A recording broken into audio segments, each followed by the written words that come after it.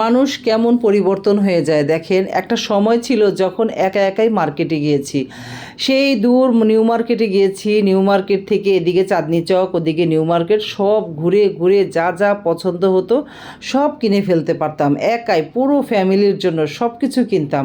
কিন্তু এই যে করোনার পর থেকে বাসার থেকে বের না হতে হতে এখন এমন অবস্থা হয়েছে, বাসায় থাকতে ভালো লাগে। আর যদি কোনো কিছু কেনাকাটার প্রয়োজন হয়, মানে বিশেষ প্রয়োজন ছাড়া, মানে কম প্রয়োজনেও মার্কেটে যাওয়ার প্রয়োজন মনে করি না, মানে ইমার্জেন্সি যেতেই হবে সে তার জন্য যাই। একটা সামনে দাওয়াত ছিল, দাওয়াতটা হলো মানে আমাদের এলাকার এক আপুর জন্মদিন, এর জন্য কিছু কেনাকাটা করতে যেতে হবে। তো যাব কেনাকাটা করতে, মানে যেদিন অনুষ্ঠান সেদিন তো আর যাওয়া যায় না, তাই দুদিন আগেই যেতে হয়। তো ভাবলাম যাই একটু কেনাকাটা করে নিয়ে আসি। মেয়েকে বললাম চলো যাই, ছেলেকে বললাম চলো, তারা কেউই যাবে না, তারা নিজেদের কাজ নিয়ে ব্যস্ত। তো আমি ভাবলাম একা একা যাই, কিন্তু যে মানে কি যে অবস্থা, আমি পুরা মার্কেট ঘুরে ঘুরে ঘুরে ঘুরে কিছুই খুঁজে পেলাম না, কিছুই মন মতো, মানে যেটাই কিনতে চাই সেটাই দিয়ে বলে যে তার পছন্দ হবে কি না, আমার পছন্দ হচ্ছে না, মানে এরকম করতে করতে তো মানুষ, মানে এই যে না, মানে এটা কেন হয়েছে, মানে মার্কেটে না যাওয়ার কারণে, না কেনাকাটা করার কারণে, কারোর জন্য কোনো জিনিস একা একা নিজে না কিনে সবার সাথে কিনে কিনে এখন এমন অভ্যস্ত হয়েছি, না হয় সাহেব যেতে হবে, না বাচ্চাদের কারো যেতে হবে যে আসলে এটা কিনবো কিনা, তারাও আমাকে হ্যাঁ বলবে, তারাও মানে সম্মতি দিবে, তাহলে আমি কিনতে পারবো, মানে এমন একটা অবস্থা হয়েছে এখন। তো এই অবস্থাতে আর কি, তো আজকে রান্নাবান্না সকাল থেকেই শুরু করে দিয়েছিলাম।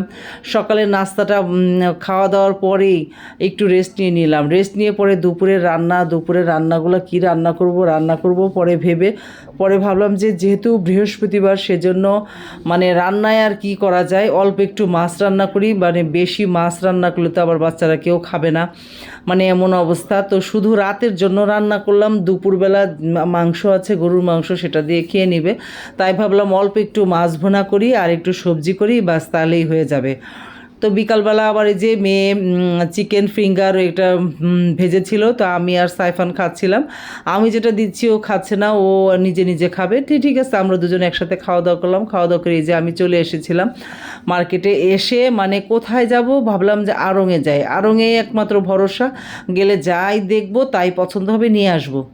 মানে প্রথমে তো এই যে এইখানে এই পাশটা পুরা ঘুরলাম, ঘুরে আবার এইখানে আসলাম, মানে কি গিফট দিব ভাবতে ভাবতে, মানে এটা দেখি ওটা দেখি, কোনো পছন্দ হয় না, আবার ভাবি যে আমি যেটা নিয়ে যাব সেটা হয়তো পছন্দ করবে কি না, সব কিছু ঘুরে ঘুরে দেখছি। পরে এই যে এখানে আসলাম ফুলের তোড়ার কাছে, এখানেও আসলাম, না কিছুই ভালো লাগছে না, এইটা বেশি পছন্দ হলো, আবার মনে হলো এটা অনেক দিন ধরেই দেখছি, মানে এই অবস্থা। পরে আসলাম ব্যাগের কাছে, ব্যাগের কাছে এসেও ব্যাগ দেখে ঘেটে ঘুটে